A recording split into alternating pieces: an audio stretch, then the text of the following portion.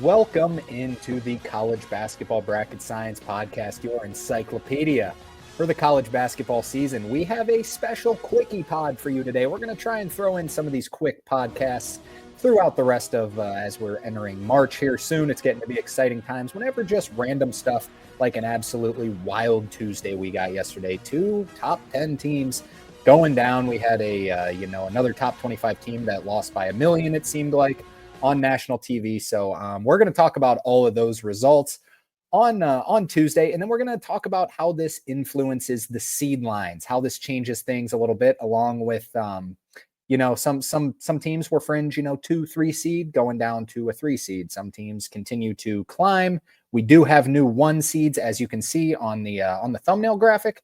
Auburn, Duke, Alabama pretty much set as 1 seed. Houston does now jump up to our 4th number 1 seed. So we'll talk about why that happened here in a second. And then to close out the show, we're going to talk about just some of the national championship odds that we have according to BetMGM Sportsbook. We used to talk about this a lot on the show. We haven't really gotten to it too much this year, so we're going to dive into that. Then we're just going to do a quick little Wednesday preview. We got some big games tonight, how it might change some seed lines and stuff like that. Before we dive into it, be sure to hit that like and subscribe button. Really helps us out. And then follow us on Instagram, Twitter, and TikTok at Bracket Science with 2 S's. You can see it below on that little graphic down below. Let's dive right into it, but let's go back to just Monday briefly real quick. Let's talk about Houston and Texas Tech in a top 10 matchup. Number 4 Houston goes to Texas Tech, takes them down 69-61. Texas Tech beat them earlier in the year at Houston. Now Houston returns the favor at Texas Tech. This is a quad 1A win. This is also Houston's 8th quad 1 win. That moves them up to the number 1 line after the game we'll talk about here on Tuesday in a second. Also going on Monday, number 15 Michigan won at Nebraska at Pinnacle Bank 49-46. Yes, that is the correct score. That is not the halftime score. And it was as ugly as you might imagine. It was both teams shot right around that 25% mark. It was ugly. Michigan guts out a win there. Nebraska still in the tournament, but hanging on about a 10 seed right now. North Carolina's at-large hopes are available with a win at Florida State 96-85. They are still in the hunt, on the outside looking in, but good, just kind of escaped one here. That game you just cannot lose when you're in North Carolina situation. Kansas wins at Colorado, rebounds. Hunter Dickinson drops 32, has a good game at Colorado, 71-64. No surprise there. Let's talk about Tuesday. The game to start with, I think, is number 3 in the nation. Florida goes to Georgia. Mike White, the coach of Georgia, used to coach at Florida. Florida turned the leaf over to Todd Golden. It's gone pretty good, I will say. I do believe they made the right choice. But Georgia does get the better of Florida, 88-83. Blue Kane, as pictured here, hit a huge, and I mean huge 3, down 2 with about a minute left. Knocked it down, gave him the lead, and then Georgia just never looked back.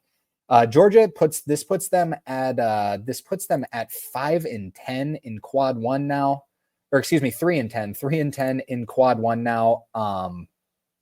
They're still on the outside looking in my opinion, but this is a tremendous help. I had them as a next 4 out team. This will move them to first 4 out. Florida, this just drops you from the one line, the last 1 seed to probably the second 2 seed, and we'll talk about who just passed them here in a second. The other notable game. Big result.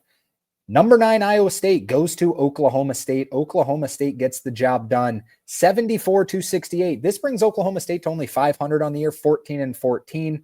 In year 1 under Steve Lutz. Give Steve Lutz time and he is going to build a winning program here. You can just kind of see in the background of this graphic, not a lot of people at this game for an Oklahoma State brand taking on a top 10 team. They end up knocking them off, had a court storm, got as many on the court as they could with how many fans were there. But a big win here for Oklahoma State, moves to 14-14. Iowa State was a fringe 2-3 seed. I had them as the second 3 seed. There's really no debate anymore. They are now a 3 seed. Oklahoma State, gives Steve Lutz some time. He's going to build you a winning program. He's won everywhere he's gone. Next up, let's just talk about the rest of the results on Tuesday. Starting with number 2, Duke going to Miami. Final score, Duke 97, Miami 260. So the only reason that this was even, somewhat notable is just because Duke's associate head coach behind John Shire, Jay Lucas, is the heavy front runner to be Miami's head coach next season. And just Miami was the picked preseason third in the ACC this season, according to Bart Torvik. And Duke just goes there and beats them 97-60. Miami has 0 quad one wins. They are as horrible as a power conference team as you can be this season. Let's move down. Number 5, Tennessee goes to LSU and wins 65-59. This is who is going to flop with Florida. Tennessee will be the number 5 overall seed, the first 2 seed. They've pretty much held on to that position all year. It kind of seems like they've hovered from 4 to 6 all year. Great season. They will replace Florida. Florida will go to number 6 based on overall resume because Tennessee's wins against bubble is 3rd compared to Florida's 5th. Strength of record are very similar. The quality is including BPI, KenPom, Torvik are all similar. They're similar in the net, but with Tennessee having 9 quad one wins compared to Florida having 2, or excuse me, Florida having 7, not 2. A little bit of a difference there. 9-5 or 9-7. Can't get it right. That just gives Tennessee the edge. They have 6 quad 1A wins compared to Florida having 4. So it is Tennessee now above Florida at this moment. Sticking in the SEC, number 24 Mississippi State went to number 6 Alabama and got drilled. Almost got beat by 40, loses by 38, 111-73. Alabama is really starting to find their stride on offense. They were tremendous offensively all year, and just the past week or two, they've really even stepped it up even more. Mississippi State's a good defensive team. Just no match for Alabama. Chris Youngblood drops 27, goes off. Mark Sears has been playing fantastic as of late. He has another good one in this one. Didn't reach 30, but was in the 20s, had 25 in this one. So good showing here for Alabama.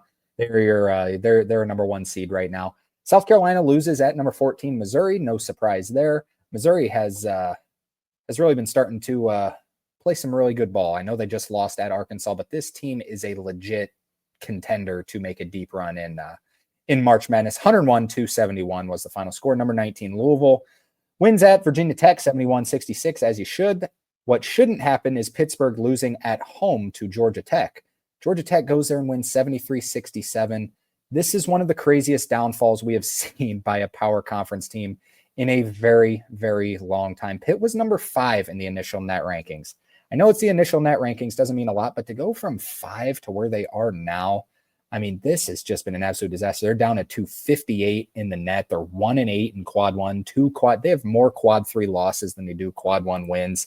This team is off of the bubble now. They have no chance. They're not going to get in unless you win the ACC tournament. What a disappointing year for Pitt. Baylor is also starting to fall off a ledge a little bit. They lose at Cincinnati 69-67. Cincinnati entered as next 4 out. You're still probably, 5 or 6 teams out if you're Cincinnati. They have a lot of work to do. Baylor's probably hanging on to a fringe 9-10 seed right now. The loss of Josh Ojanwuna has gone about as poorly as it could. They have no size, and they are struggling as of late. West Virginia takes down TCU at home 73-55. No surprise there. West Virginia protects their home court advantage. A big one in the Mountain West. New Mexico loses at San Diego State 73-65. Why is this important? Not just for seed line expectations, like San Diego State is, a last 4 bye team, but they're winning games. They're comfortably in right now. New Mexico is probably about a fringe 8-9 seed as of now, but this is important because New Mexico and Utah State now tied atop of the Mountain West standings, the exact same record, but New Mexico does have those. They do have the tiebreaker, 2 head-to-head wins over Utah State, but in terms of loss column, win column, New Mexico, Utah State the same, and then Gonzaga. We mentioned to kind of watch out for this game just in case Gonzaga would lose. Might be a tough conversation to have with Gonzaga fans, but they do win at Santa Clara easily 95-76. So that's all the results to talk about. A little bit of some seed line talk there, some of the top seeds. Now let's dive into the top seeds and who is at the top of the national championship odds. These odds are via BetMGM Sportsbook. So Auburn and Duke have separated themselves as they should be. They are the 2 highest ceiling teams in the country. Auburn at plus 300, Duke at plus 375. Houston is a solid 3rd at plus 750, as probably they should be.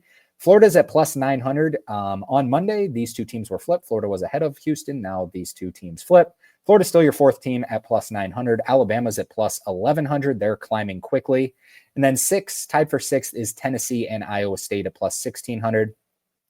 This is about as good as I've seen of a sportsbook's job in terms of just ranking, national championship odds. Like, I think these are definitely your top 7 teams and that have the best chance to win the national championship. And I think they're in pretty solid order as well. Pretty good stuff there. I would not change too much. Some flyers, if you're looking to take some flyers, St. John's plus 2,500. They're looking at probably, I think they'll end up a 3 or 4 seed come March Madness. Unless they run the table and win the Big East tournament, they're probably looking at a 2 seed, but I'm probably 3 or 4. Texas Tech plus 2,500. I wouldn't take them to win the national championship. I would rather take St. John's because their offense looked really good against UConn, but UConn has a poor defense. Still wouldn't 100% recommend it, but I wouldn't hate it. Missouri at plus 3,000. Arizona at plus 3,500. So yes, Missouri is currently your 10th favorite team to win the national championship. They went 0-18 in the SEC last year. What a rebuild. Kentucky at plus 4,000. I would not hate this bet at plus 4,000. They can beat anyone in the country when fully healthy. They can beat anyone in the country when they're not fully healthy. Their defense is a big problem, but this team, if you're looking for a team to bet and if they make the Final Four cash out, Kentucky's a good option. Michigan State at plus 4,000, along with Wisconsin also at plus 4,000 as the 2 teams atop of the Big Ten in terms of these betting odds, and Texas A&M is just slightly behind them at plus 4,100 as well. So those are your national championship odds. I'm curious to hear what a lot of people have as their bets right now. What are you riding? Florida long flyer. I've heard some people had like 50-1 odds on Florida at the beginning of the year. They're up to plus 900. That's pretty good stuff. Even Houston was plus like 1,600. Auburn obviously is looking about as good as anyone. And so is, Duke's odds weren't fantastic at the beginning of the year, but number was a little low, but they're going to be just fine. Now let's dive into Wednesday. Let's talk about Wednesday's games here. The big one is at 6:30 on the Big Ten Network. Rare seeing it on the Big Ten Network, but it's better than the alternative, which is Peacock. Get it on the Big Ten Network. Number 8, Michigan State goes to number 16, Maryland. I'm curious to see how Maryland performs against just as steady of a team as we've seen this year. Michigan State, how will they be able to handle Derek Queen down low? That's the question. How can Maryland guard Jace Richardson? If Jace Richardson's making shots, Michigan State's going to be tough to beat. If they control him, I think I lean Maryland in this one. Maryland is favored by 4 in this game. At 7 o'clock on ESPN2, Ole Miss goes to number 1, Auburn. Auburn's favored by 13.5. Let's not get bored with Auburn. They're awesome. They are so fun to watch. They are so big and athletic. Ole Miss kind of flying under the radar right now. They're unranked for the first time in a long time, this season at least. And they're kind of, I expect them to kind of show up some fight with this one. They're kind of just flying under the radar. Ever since Chris Beard was kind of named as, a big candidate to be that Indiana head coach, Ole Miss has struggled a little bit. I'm not saying that's a big issue or that's the main problem there, but it is something to note. But I think Ole Miss is going to show up in this one. But man, is it hard to bet against Auburn. At 7 o'clock on the SEC Network, Vanderbilt comfortably in the tournament, about a fringe 9 or 10 seed right now, goes to number 12, Texas A&M. A&M favored by 7 in this one. With a win, it's going to be a real conversation on who the last 2 seed is, Wisconsin or Texas A&M. I think it would still be Wisconsin. A&M's resume is kind of all over the place. Like their strength of record and wins against bubble metrics are awesome. Their computer predictives are not as great. So a little bit harder of a team to judge, but they're either your last 2 seed or first 3 seed, depending on what the result of this game is. Number 17, Kentucky goes to Oklahoma. This game's at 9 o'clock on the SEC Network. Shorthanded Kentucky team can beat anyone. Oklahoma, they're in need of some wins. I have them comfortably in. If they get a win here, get this quad 1 win, I think I'd be confident saying you're going to see Oklahoma in the NCAA tournament. Nowhere near a lock if they win this game, but I would be pretty confident that they would end up being in. So that's a good one to look out for. Another great one to look out for, 9 o'clock on ESPN2, Texas and Arkansas. 2 teams I have as first 4 matchups right now, 2 teams I would be sending to Dayton. In fact, I would have them matching up in a first 4 matchup. I did get a question on our Instagram that I think I'll just mention it real quick. It was a great question. They were asking about, can Texas and Arkansas play each other in a first 4 game?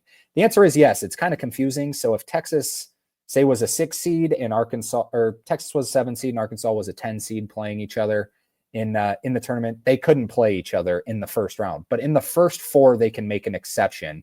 So these 2 teams would be able to play each other because they don't want to, if someone has the resume, a better resume than another team to deserve it to at least get to Dayton, you can't just reseed them and put a team out and put a team that doesn't deserve to be in. So there is an exception for the first four. That was a good question. Both teams, I will say, need this game badly.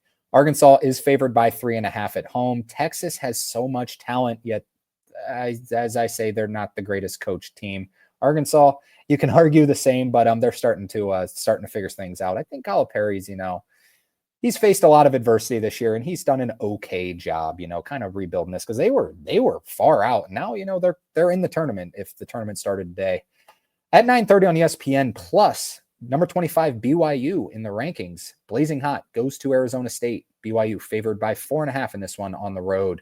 At 10:30 on FS1, Utah State goes to Boise State. Remember, we mentioned Utah State and New Mexico tied for first in the Big Ten, in the Mountain West. Boise State was my preseason pick to win the Mountain West. They've been playing really good as of late. Got a lot of questions about Boise State. What can they do to get in? They have a lot of work to do. They have to win this game first and foremost, and then they probably have to make at least the semifinals. That would make it close, at least make the finals of the Mountain West tournament to, have probably a decent shot of getting an at-large bid. They just dug themselves too much of a hole in the non-con. They had a very rough non-conference. Boise State is favored by 3.5 in this game. All righty, that is going to do it for the show today. Thanks to everyone who stuck with us here. We are going to podcast again I'm thinking on Friday morning is what I'm thinking. And what we might do, as you can see for those watching who have been here for a while, new little breakdown here. We're using a new app called StreamYard, or a new website called StreamYard to put our graphics up here, maybe make it a little more visually appealing instead of just doing split screens and pictures on iMovie. And this also gives us the opportunity to go live. So we're thinking about maybe doing that on Friday. It definitely will happen next Monday. So be sure to hit those post notifications, because what I really want is to have like a fan mail bracketology sort of episode on Monday, where people come in the chat and just ask questions, and I will strictly I will share my screen, pull up the KenPom stuff. I will pull up the team sheets that has all of the resumes broken down. If you're asking about Cincinnati, I might say this is why they're 5 to 6 teams out. This is their entire resume. So I think that might be a little fun to do. I mean, however long it takes, we'll do it on Monday, but want to make sure people would be able to join that live show maybe on Friday. But I still got to play around with this program a little bit and make sure that everything would go as smoothly as possible. So stay tuned for that. We will be posting it on our Instagram, Twitter, TikTok when we're going to be going live. That's at Bracket Science with 2 S's. So be sure to be on there. And I will be asking on some polls, or not polls, just questions, I guess, on those most likely on Instagram. Just some questions you might have that I will go over, so you don't have to ask it in the chat. If you can't be there for the live, you want to listen to it afterwards where your question is. That'll be posted on our Instagram probably on Sunday. So be sure to check that out. I think that's it. I think that's all we got to talk about. So we'll talk to you again Friday, whether it's live or not. We'll figure it out. Everyone have a great rest of their week. Enjoy your Wednesday. Talk to you again soon. See you later.